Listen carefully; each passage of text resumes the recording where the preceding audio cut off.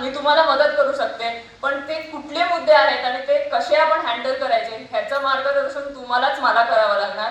तर आपण असं करू शकतो की मंथमधनं एकदा तुम्ही आपण एक मुद्दा उचलू शकतो आणि त्याच्यावर आपण आता स्कूलचा जो मुद्दा उचलला त्याच्यावर आपण सगळे मिळून आंदोलन करू शकतो. मी ठाण्यावरून येईन आणि आपण मिळून ते आंदोलन करूया. पण तुम्हाला मला थोडं मार्गदर्शन याच्यावर करून द्यावं लागणार. आता मला हे पद दिलं तर त्याच्यासाठी मी माझ्या पक्षाची खूप आभारी आहे.